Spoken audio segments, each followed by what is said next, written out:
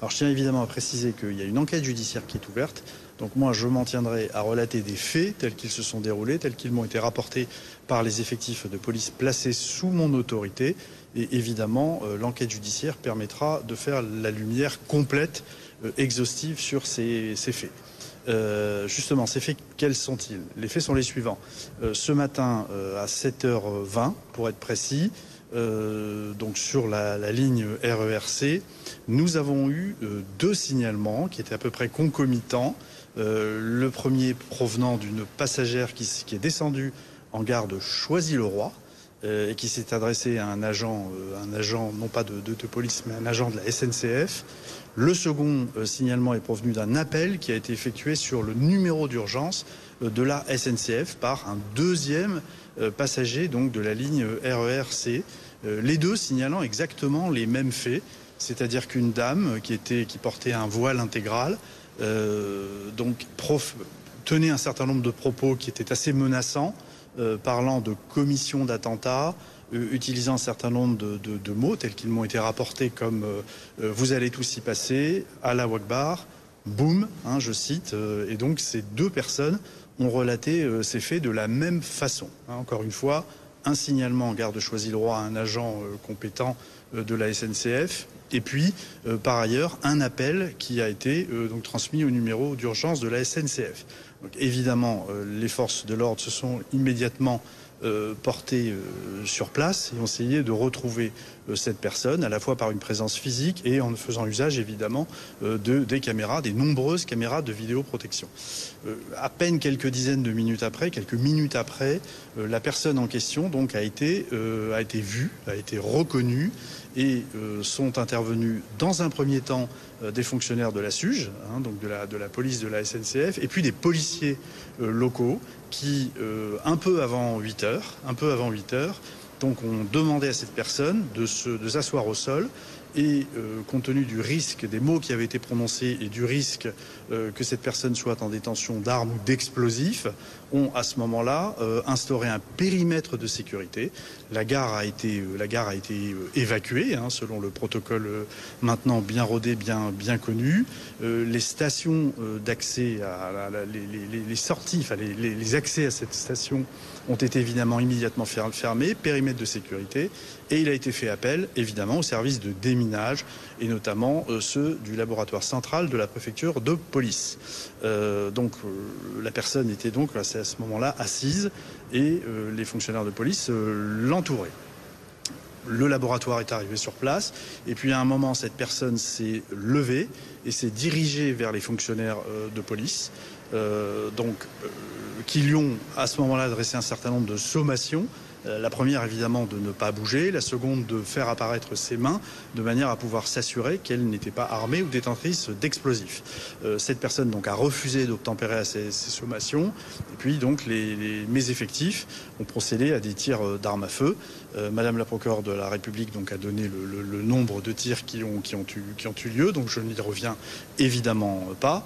Et donc, la personne a été touchée, a été blessée. Et immédiatement, évidemment, les fonctionnaires se sont portés à son secours. Les sapeurs-pompiers sont arrivés sur place, dans le même temps qu'il était procédé à la vérification par le laboratoire central de la préfecture de police, qui était déjà sur place, qui venait d'arriver, et il a été vérifié que cette personne n'était pas en possession ou ne détenait pas sur elle d'explosifs, ce qui effectivement était le cas. Voilà, donc cette personne a été prise en charge. Comme l'a rappelé Madame la procureure de la République, son pronostic vital demeure au moment où on se parle engagé. Et donc elle a été prise en charge et conduite à l'hôpital où elle est en cours de traitement au moment où je vous parle. Donc voilà ce que je peux vous dire sur cette affaire. Vous dire évidemment que je salue la réactivité de toute une chaîne de sécurité qui est partie finalement de passagers qui ont été alertés par le comportement étrange, suspect, menaçant de cette personne pour signaler les faits aux forces de police par l'intermédiaire des forces de sécurité de la SNCF, comme le veut le protocole très habituel que nous avons dans ce genre de situation.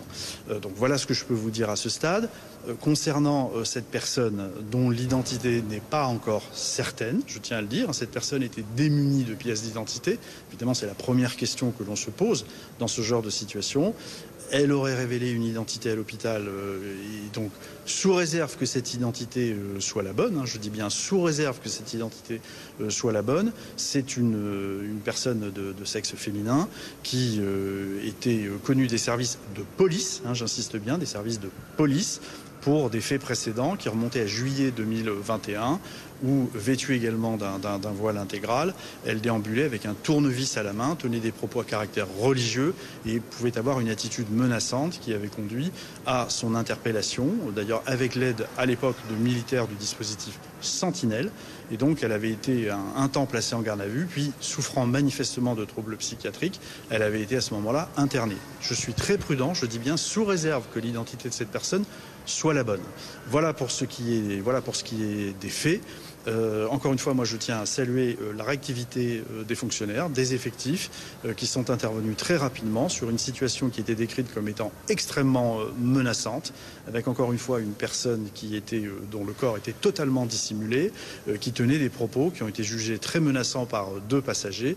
Et je dois dire évidemment que les fonctionnaires de police qui ont eu à prendre en compte cette personne m'ont confirmé évidemment que les menaces telles qu'elles avaient été formulées et signalées par ces 2 passagers correspondaient à ce qu'ils voyaient, à ce qu'ils pouvaient entendre. Voilà, donc je salue encore une fois la réactivité de nos forces de l'ordre. Maintenant, la justice est saisie. Hein, d'abord, l'IGPN, évidemment, pour l'usage des tirs des armes à feu, évidemment. Et puis, la direction régionale de la police judiciaire, Madame la procureure de la République de Paris, a saisi la police judiciaire pour des faits qui sont des faits d'apologie, de menaces de mort d'une part, et puis d'autre part, comme elle l'a dit elle-même, hein, d'intimidation sur personne dépositaire de l'autorité publique. Voilà exactement la nature des faits, voilà ce que je tenais à vous dire pour apporter une clarification, puisque assez légitimement vous posez de nombreuses questions, mais assez légitimement vous comprendrez que maintenant, moi je m'en remets évidemment aux investigations judiciaires qui viendront infirmer un certain nombre de points, mais moi je vous rapporte ce que mes effectifs ont vu, et encore une fois je veux saluer leur réactivité dans le contexte que nous connaissons, qui est un contexte d'urgence attentat. Il y a une chaîne de sécurité qui s'est mise en place, qu'il faut saluer, des passagers qui font des signalements et des forces de l'ordre qui réagissent vraiment très rapidement pour essayer donc de faire plus qu'essayer, donc contenir d'éventuelles menaces. Voilà ce que je tenais à vous dire ce matin. Est-ce qu'on sait si c'était organisé? Est-ce qu'on a des pistes sur les auteurs? Un témoin nous parle d'action française. Non, pas du tout. Non, écoutez, moi, encore une fois, c'est l'enquête qui donnera les motivations de cette personne. Voilà, si c'est bien cette personne, bon, elle souffrait manifestement de troubles psychiatriques. Moi, j'ai pas d'autres éléments à vous donner à ce stade. C'est l'enquête qui permettra de le dire. Voilà, c'est une personne qui avait été en 2021. Vous imaginez bien, compte tenu du niveau de protection qui est le nôtre maintenant depuis plusieurs années, que son cas avait été examiné et qu'elle n'était pas inscrite au fichier au FSPRT, évidemment, mais elle était suivie dans nos cellules de prévention de la radicalisation et d'accompagnement des familles, hein, qui traitent plutôt les personnes qui souffrent de troubles psychiatriques ou qui sont dans des situations sociales assez dégradées.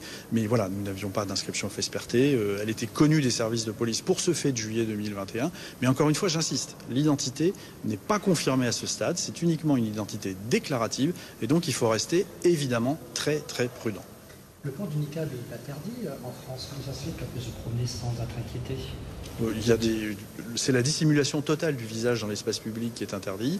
Moi, je ne sais pas si son visage apparaissait ou pas. En tout cas, je peux vous dire que très régulièrement, les policiers, quand ils contrôlent ce type de personnes, ils font respecter la loi de ce point de vue. Ça, je peux vous l'assurer. En tout cas, c'est les instructions que je passe et je sais qu'elles sont respectées parce qu'il m'en est rendu compte très régulièrement. Sur les faits, vous avez fait mention de la présence des services de déminage. Est-ce qu'ils sont arrivés après ou avant les tirs? Ils sont arrivés avant les tirs, comme je l'ai précisé. Ils sont arrivés avant les tirs. Est-ce que les policiers étaient sûrs qu'il n'y avait pas de bombes? Écoutez, évidemment non. Hein, évidemment non. Encore une fois, l'enquête le dira. Il faut les laisser s'exprimer. Ils vont le faire non pas devant le préfet de police. Moi, je suis une autorité administrative, mais devant les enquêteurs. Et voilà, moi, j'ai toute confiance dans la justice et j'ai en même temps toute confiance dans mes fonctionnaires de police qui, encore une fois, ont fait face à une situation qui aurait pu être dangereuse. Elle aurait pu être dangereuse. C'est toujours facile de faire l'histoire après, mais quand on voit ce qui nous était remonté, ce qui nous était rapporté, croyez-moi, cette situation était extrêmement menaçante. Certains agents sont encore encore sur place, le secteur est bouclé. Pour l'instant, oui. Pour l'instant, il y a toujours un périmètre. La station en question est toujours fermée, évidemment, puisqu'il y a, vous vous en doutez, des investigations judiciaires qui sont en cours. Voilà, j'en termine là, vous comprendrez. Je suis resté sur du factuel et c'est maintenant la justice qui fera toute la lumière sur cette affaire. Elle a été appréhendée dans le train ou sur le quai? Elle a été appréhendée sur le quai. Elle a été isolée, mise sur le quai. La gare a été évacuée. Voilà, il y a tout un protocole qui a été respecté. Et plus que jamais, évidemment, vous le constaterez avec les faits de ce matin, les forces de l'ordre sont, comme nous le demande le ministre de l'Intérieur, sur le qui-vive. Et nous sommes évidemment très réactifs. Voilà, je vous remercie de votre attention. Merci beaucoup.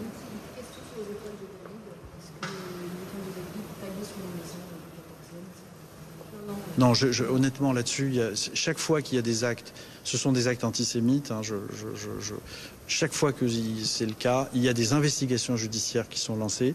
C'est le cas pour ce phénomène que vous décrivez, mais comme pour toutes les atteintes antisémites en ce moment, qui, il faut le dire, augmentent, explosent même. Et systématiquement, il y a des enquêtes. On travaille avec de la vidéoprotection. Moi, le ministre de l'Intérieur, sur ce fait-là, sur ce fait précis, m'a alerté dès hier soir, parce que c'est un phénomène qui est finalement très récent, hein, ces étoiles de David bleues qu'on retrouve dans certains endroits de la capitale, notamment cette nuit il y a eu le 14e, il y a eu beaucoup de réactions. Le ministre de l'Intérieur est très attentif sur ce sujet, il m'a demandé de déployer tous les moyens pour retrouver les auteurs, et c'est ce que nous allons faire, notamment à l'aide de la vidéoprotection. Et voilà, donc les investigations vont se poursuivre. Nous avons déjà quelques pistes sur certains secteurs de la capitale et en petite couronne, et nous allons, comme nous le demande le ministre de l'Intérieur, pour tous les actes antisémites, que les gens sachent bien que nous finirons toujours, un jour ou l'autre, par les retrouver. Merci beaucoup. Merci.